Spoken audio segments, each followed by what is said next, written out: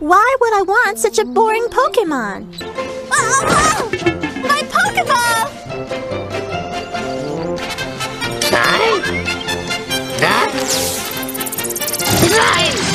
Good work, Misty. You captured Psyduck. Don't congratulate me! Oh, Psyduck, you sure are a Pokemon. As someone who didn't really grow up with the anime, Psyduck's character still resonates with me for some reason. I remember always watching him accidentally get sent out in place of another one of Misty's other team members and wondering how that didn't happen more often. Like, people don't label their Pokeballs, they all look the same. How do you know which is which? Regardless, Psyduck's constant screw-ups played really well with Misty's short temper, and therefore Psyduck has become one of the most beloved characters in the anime. But this is not anime.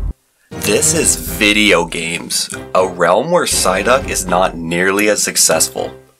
I would say this line has fallen off, but that would imply it even had its day in the sun. Let's take a look at why that is. Psyduck is a pure water type, and water is the most populated type. There are plenty of fish in the sea, and for Psyduck, that's not a good thing. If you don't have good stats, a good design, or something unique about you to stand out, you are most likely going to be overshadowed by the plethora of objectively better water type options like Blastoise, Lapras, Vaporeon, Starmie, or Gyarados, and that's only Gen 1. Psyduck and its evolution are perhaps most infamously known for their painfully average stats. It has a base stat total of 500, which is actually pretty good. I was surprised to learn that Golduck actually has the same base stat totals as titans of the industry like Alakazam, Scizor, and Aegislash. But all of these Pokemon excel in something, mainly offense. Their min-max stats truly separate them from the herd. Golduck, on the other hand, holds some of the most balanced stat totals you've ever seen.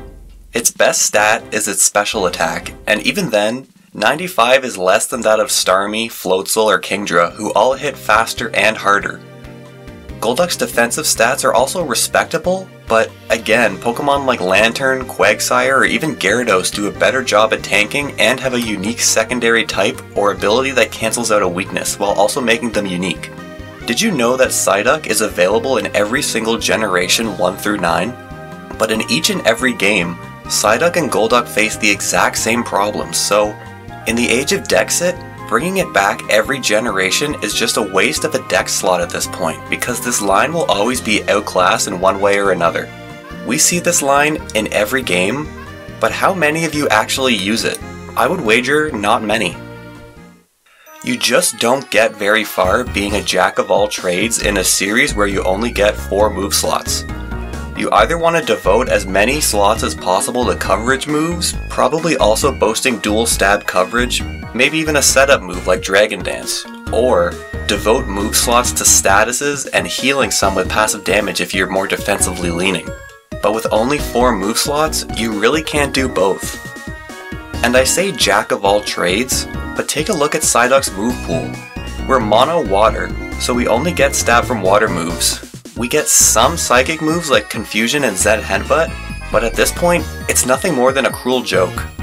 These moves are not doing a ton of damage without stab, and Zen Headbutt is a physical move, not even making use of Psyduck's stronger attacking stat. In fact, most of Psyduck's move pool would imply that it's a physical attacker like Screech and Aqua Tail. There's really not much here. If you're using Golduck in-game, you are slapping Surf on it, and Ice Beam if you're lucky enough to get it in the game you're playing. But these are moves that every single fully evolved water type can learn. But even bad Pokemon still have their moments. Maybe a weak Pokemon is your favorite. This is Pokemon. There's nothing stopping you from using your favorites. But Psyduck and Golduck still struggle even in this regard. I'm going to borrow a term from the Fire Emblem YouTuber Professor Bopper called Unit Feel. Essentially, Unit Feel is a measurement of how fun a party member is to play as. You may choose a Pokemon that is objectively worse because they have better unit feel than those who are genetically superior. Because that's what video games are about, right? Being fun? Pokemon with worse stats like Slowbro, Ludicolo, and Jellicent all have lower base stat totals than Golduck, but all have more unique things going on in their design and have a pretty unique dual typings that give them more fun and diverse move pools. Slowbro is a big pink lovable idiot with some questionable fetishes. He's slow, so he gets hit a lot, but he doesn't give a shit because he canonically does not feel pain. He can also fire off some wild moves like Flamethrower for absolutely no reason.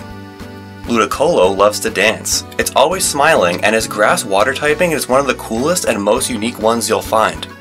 Jellicent has a mustache sometimes. I get that Pokemon designs are subjective, and at the end of the day, we're all playing an easy game for 5-year-olds and can use whatever Pokemon we like. But all the Pokemon I just mentioned are almost objectively more fun to use than Psyduck, who barely differ from normal ducks we see in the real world. They're just not very fun. Psyduck's problem isn't that he's bad, it's that he's bland. You can even make the argument that clearly inferior Pokemon like Luvdisc and Lumineon are more fun to use because they bring that underdog energy. Like, yeah, what? I'm using a Luvdisc and I dare you to say something about it. Using a Pokemon for the memes is still a reason to use it, and Golduck just does not have that going for it. He's just average. As someone who has actually used Luvdisc in an in-game playthrough and Nuzlocke, sweeping Drake with a stupid little pink heart was meme territory, but so satisfying to pull off. In this video, I'm not trying to make Psyduck the best water type out there. I'm just trying to make it more fun to use. Okay, so where do we start? Well, I wanted to choose a game where Psyduck is available early. In many games, you don't get Psyduck until you have access to Surf, which is around the mid-game, and again, you pretty much get access to every other water type at the exact same time, and that's assuming you didn't pick the water starter in the first place. So I've elected to go with Black and White 2, a game where Psyduck is available to the player before the first gym badge. On top of that, we have access to infinite TMs and the physical special split.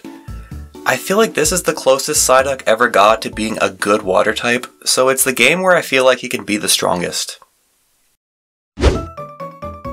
So again, we're going to be playing with Psyduck's moveset, and I didn't do this last time, but I'm going to tamper with his typing and ability as well.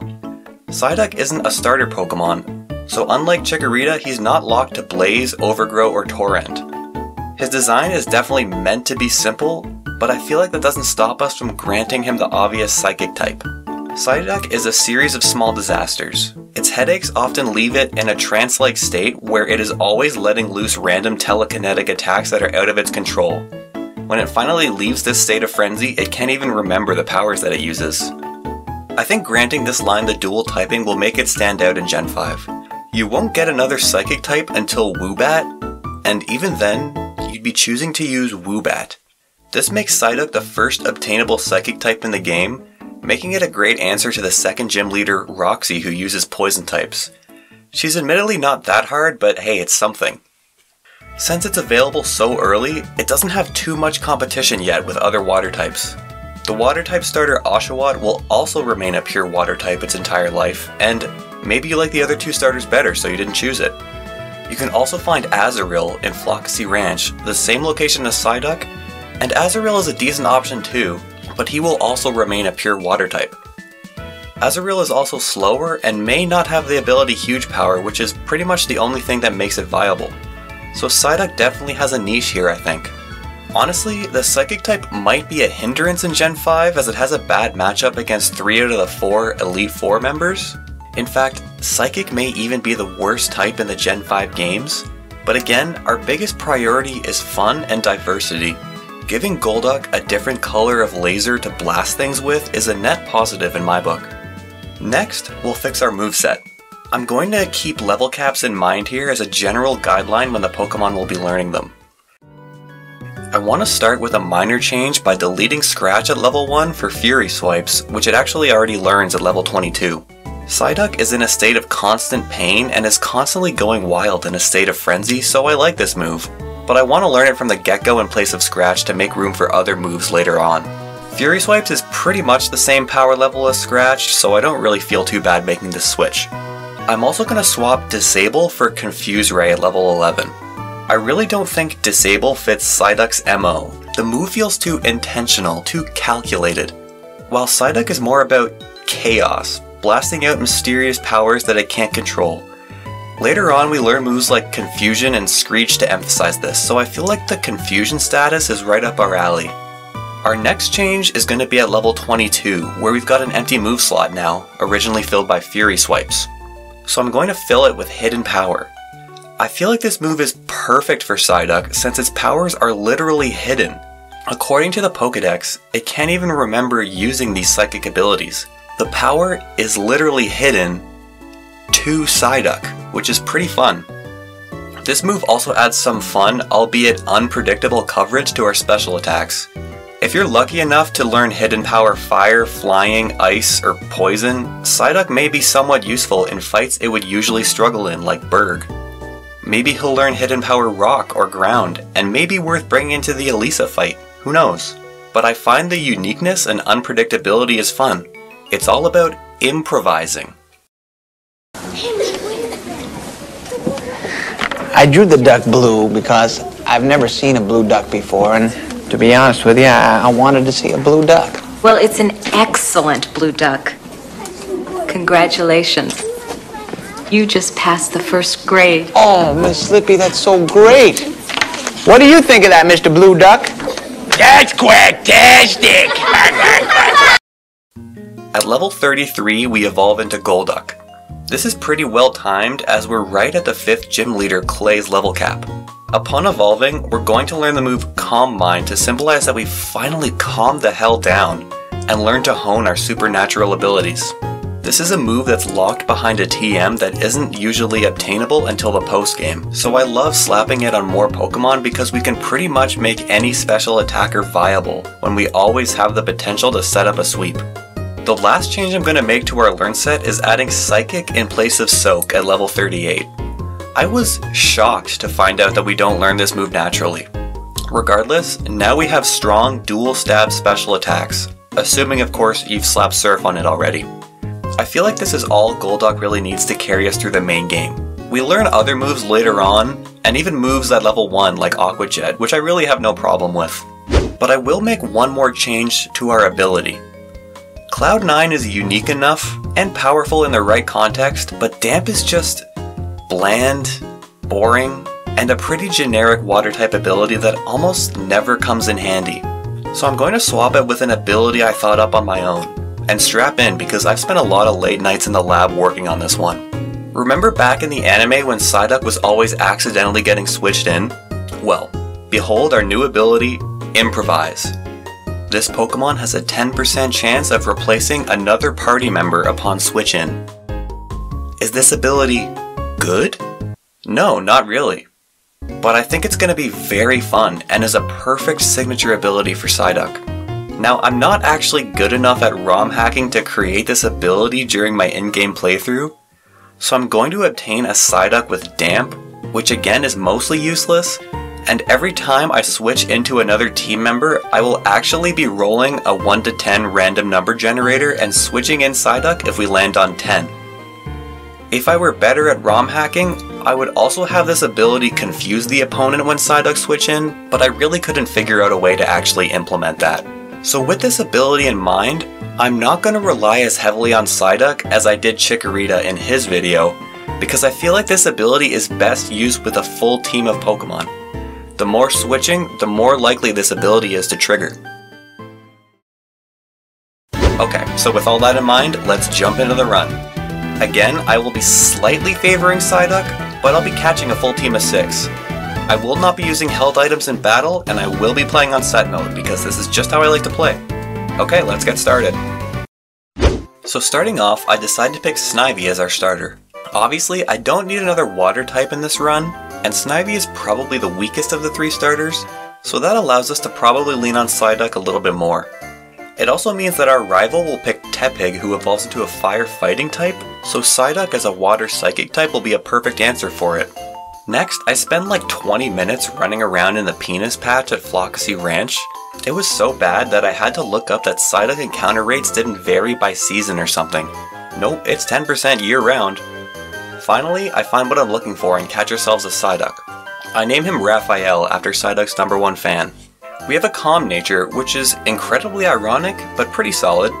Our ability is Damp, which prevents opponents from self-destructing, which will probably never come in handy. Again, we're going to be pretending our ability is Improvise. We are now a Water Psychic type, and now know Fury Swipes instead of Scratch. We don't know what hidden power type we are yet, but for now, at least Psyduck counters Snivy's weakness to fire. Well, sort of. We head into the second rival fight, and as Tepig doesn't actually know any fire type moves yet, but we don't actually learn a water type move until Water Gun at level 8, so we can't really do much either. We get off a clutch tail whip before switching into Snivy, who finishes the fight. So I'm thinking about what other Pokemon I want to add to my team. I know there are a lot of cool early game Pokemon here in Floccesy Ranch like Riolu and Mareep, but I think I want to use weaker Pokemon to keep Psyduck in the spotlight. I definitely want Pokemon who pivot with moves like U-Turn and Volt Switch to play into our Improvise ability as much as possible. I'm probably not going to catch anything else until after the first gym. Also at Floccesy Ranch, we fight this random trainer who also has a Psyduck. Side note that opponent's Psyduck will also have the buffs we've given to it because I've edited the game's code to change Psyduck's type and moveset. It doesn't really come into play here because the opponent just uses Tail Whip, but I wanted to explain it nonetheless, even though it may never come up again. Time for Cheren, the normal type gym leader.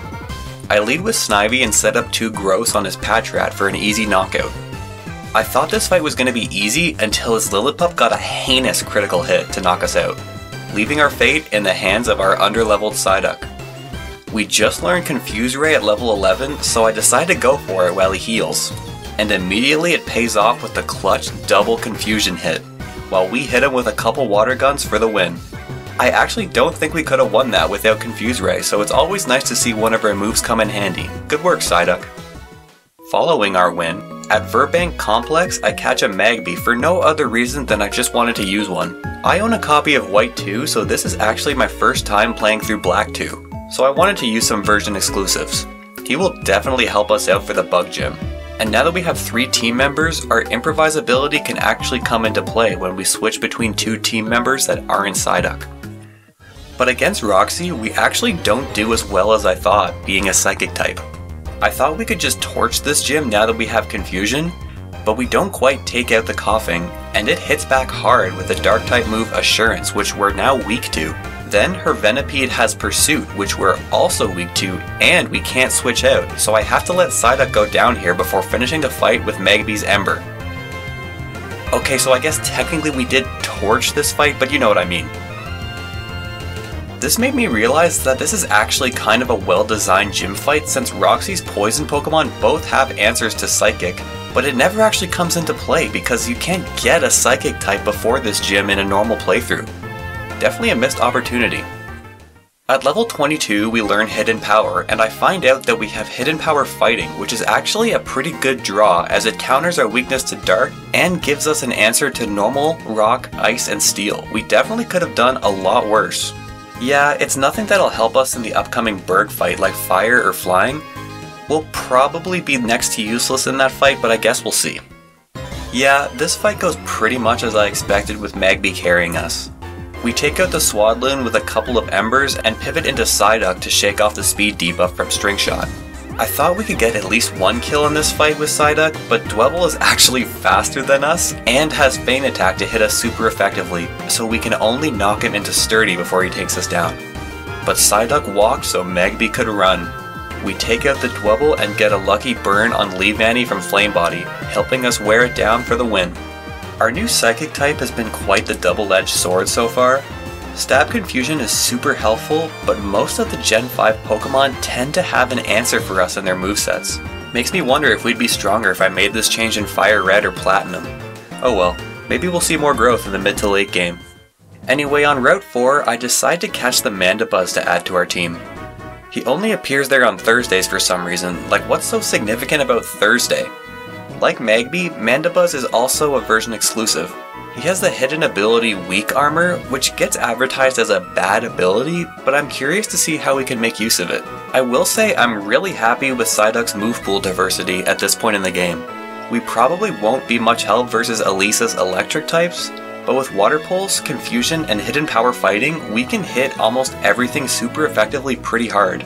The problem is, most opponents can also hit us pretty hard, as I didn't realize how abundant Dark type moves are in this game. And since our stats are so mediocre, we actually get outsped pretty often. Okay, on to Elisa. I wish this fight was more interesting, but it's the Servine show from turn 1. We just set up with growth while Emolga really can't do much to us because it doesn't have Aerial Ace in this game for some reason. Eventually she switches into Zebstrika, but at this point, we're +4 so we outdamage him with Mega Drain while healing our HP. At this point, it's over. Sorry, no Psyduck or even an unplanned improvise switch in, but our team just doesn't do well against electric types except for Servine. We'll see if this becomes a problem later, but regardless, the Bolt badge is ours. At least Psyduck can tear Charles a new one. I forgot that this is a rotation battle in Black 2, not a triple battle, which is way easier, since I can't be attacked by 3 Pokemon at once. I'm hoping this is the turning point in the run with Clay and his ground types on the horizon. But before that, I have this fight with former Team Plasma Sage, Rude.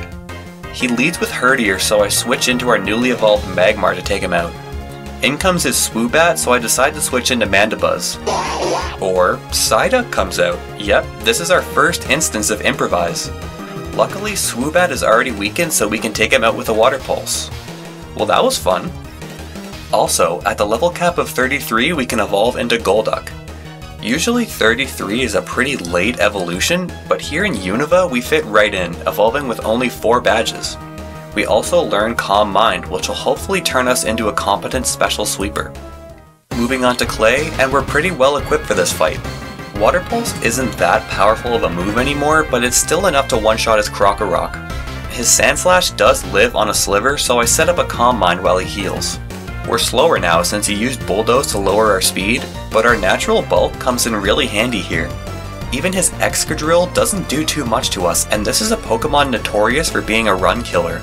All in all, a good showing, but I'd be extremely disappointed if we didn't win this first try. As we move on to the Plasma Frigate, I notice how adept Golduck is at dealing with Team Plasma. They mostly use Poison, Normal, and Dark types, all of which we can hit super effectively with Confusion and Hidden Power fighting. So we do really well here, clearing the whole ship with just Golduck. In due time, we'll definitely need stronger moves though. Speaking of which, on Route 6, Cheren gives us the HM for Surf, which I immediately replace Water Pulse for. This also means that Hidden Power will be less useful as Stab Surf at 95 base power actually does more than a super effective Hidden Power fighting, so we'll probably replace that down the road as well. I decide to catch a Joltik in Chargestone Cave because I want something that can learn Volt Switch. To show off Golduck's Improvise ability, I want to be pivoting as much as possible. I used to think that this was a trade evolution for some reason, so I never used it as a kid, but it's a very cool typing and I'm happy to use it now. He should help against Skyla's flying types too. Actually, it's not as helpful as I thought. Skyla's Swoobat outspeeds us and gets a flinch with Heart Stamp. We knock it out with a Volt Switch and do a bit of pivoting. No triggering of Improvise though. We end up getting a Leech Seed off on our Ace Swanna, and I decide to switch into Golduck here. We have Calm Mind and Psychic now, so we can keep pace, tanking her Air Slashes before taking her out with Psychic, and her Skarmory after that with Surf. Not really how I thought this fight would go, but I'll take it. Once we make it through Reversal Mountain, I decide to get our final party member, a Mienfoo from Route 13. I chose her because she'll be able to learn U-turn naturally because we don't get it through TM in this game. Again, to make the most out of Improvise with pivoting. Right after that is the third rival fight. He leads with Unpheasant, so I lead Galvantula, who one-shots it with a Volt Switch, and I pivot into Serperior. Just kidding, I apparently switch into Golduck. For some reason, he brings out Emboar anyway, apparently because he has a super effective move in Assurance, which we're weak to now because we're a Psychic type. But one serve is enough to take him out, and in comes Simipour. I set up a Calm Mind since there isn't much he can do to us, and we eventually take him out with Psychic, although we do get burned in the process. I was prepared to switch out when he brought in his next team member, but apparently he doesn't have one. He only has 3 Pokemon. A pretty underwhelming fight, but hey, we got to show off our new ability again. The next thing I want to show is this tag team fight against Team Plasma boss Zinzolin. Nothing really happens in this fight, but I wanted to show it because some really bizarre stuff happened. Hugh's Emboar gets frozen, which I didn't even know could happen to fire types. I thaw him out with my Lava Plume, and in all my days, I don't think I've ever used a fire type move to thaw a frozen Pokemon. The freeze status and double battles are so rare that it's just never happened to me. But that's only half of it because I also get the double burn on both opposing Pokemon, so yeah, pretty wild RNG in this fight. We have to fight Zinzalin like 2 more times, but I doubt he'll ever be too tough. And now he has my Magmar burned into his memory. On to Drayden and his Dragon types. There's not much to say about this fight, we just wear down his Pokemon with Leech Seed. Every so often he uses Dragon Tail to automatically switch us out. Side note that Improvise cannot trigger on moves like this because we don't choose who we switch into. Actually, I guess Improvise is kinda like a 10% chance to just get Dragon Tailed, but it doesn't happen here. We actually do make use of Weak Armor on Mandibuzz to outspeed his Haxorus and take him out with a Dark Pulse, giving us a good but chaotic win. Moving on to Marlin, and I'm pretty proud of the strategy I came up with here. I won't go too fast here so all you novice gamers can keep up. What I did was I selected the move Leaf Blade several times until I won. Yep, that's all it took. Okay, hopefully going forward the fights will ramp up a bit. I know there's some Team Plasma bosses and obviously the Elite Four who actually have full teams, so hopefully we'll get to use Golduck a bit more. Marlin also gives us the Scald TM, but I'll probably just keep Surf, since it's a bit stronger and I really don't value the burn chance too much. After that, I pick up the Ice Beam TM in Giant Chasm and swap it out for Hidden Power. This is a staple late game move for most water types, so I'm glad we can get it so easily in this game to deal with the dragon types that we'll no doubt have to face coming up. Next up is another fight with Zinzalin, and the only reason I'm showing this is because we got an improvised proc. Not much really came from Golduck because it really isn't equipped for this fight. We just take out his Cryogonal through confusion, but his Weavile takes us out with the Night Slash, so I just finish him off with Mienshao. Next up is the Colress fight. I lead with Galvantula and Volt Switch to break Magneton sturdy. I switch into Magmar and blast Flamethrower a couple times through Paralysis until his Magnezone explodes.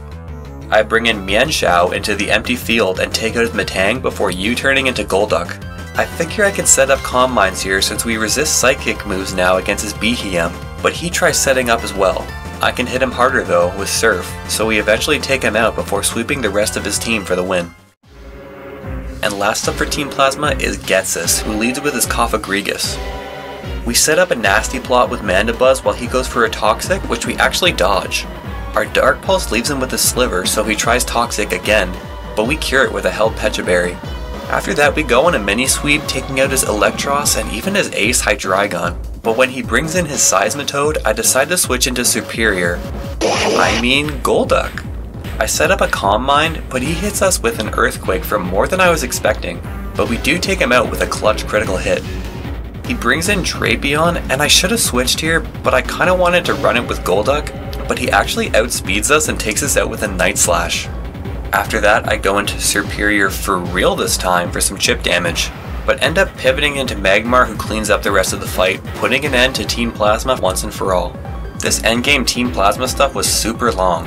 I cut out most of it, but finally we can move on to Victory Road in the Pokemon League. At the end of Victory Road, we've got the final rival fight, but honestly there's not much to this one. We lead Galvantula and take out his Unfezant with a couple discharges. I pivot into Golduck to face his Emboar, and after setting up a Calm Mind, we take him out with a Surf, but then his Bouffalant comes in, and I forgot this thing had Mega Horn, which we're now weak to, and he takes us out. After that, I finish the fight with Mienshao and Superior. Okay, it's time for the Pokemon League. My level cap here is 58, but I decide to only cap out Golduck and leave the rest of the team at 56. I want to give Golduck a chance to really prove himself here. We've had enough fun pivoting with Improvise, and it's time to really see what we're made of. I will be leaning on him as much as possible. It'll be tough because our new Psychic type makes us weak to 3 out of the 4 Elite Four members, but let's see if our new moveset can put us over the top. Let's do this. So I decided to start with the Fighting type Marshall, which seemed like the obvious choice, but it was a lot tougher than I thought. He leads with Throw, who drops our speed with Rock Tomb. We set up a Calm Mind and take him out with a Psychic. He brings in Mienshao, who outspeeds us and hits us really hard with a super effective U-turn. He pivots into Sock, but he's got Sturdy, so he lives. It's fine though, since we just keep hitting him while he heals, while passively healing with leftovers. He hits us with a payback, but since we're slower, it's actually only at half power, so we just barely live. He brings in Mienshao again, and I figure we're done for, but since the AI sees a kill with any of its moves, it just chooses one at random, and he picks Bounce, which has a 15% chance to miss, and we get the dodge, taking him out with a Psychic. He finally brings out his ace Conkeldurr, who we outspeed and one-shot with another Psychic. That was an insane fight. Marshall is generally thought of as the toughest of the Elite Four. I thought this run would be an exception, but he actually has so many counters to Psychic. I guess we'll see how much harder the rest of the league is. Next up is Caitlyn and her Psychic types. This was actually a much easier fight. We can just set up with Calm Minds against Masharna, who actually can't do much to us. Her entire team has super effective moves against us, like Thunderbolt and Energy Ball, but our special defense is already boosted by the time they switch in, so there really isn't much they can do to us. We sweep her whole team with Surf and Ice Beam. Good fight. On to Chantal and her ghost types. She leads with Cofagrigus, who usually likes to use Toxic, but the AI sees the super effective Shadow Ball and elects to go for that. We set up a Calm Mind, but Shadow Ball hits really hard, so we need to act fast.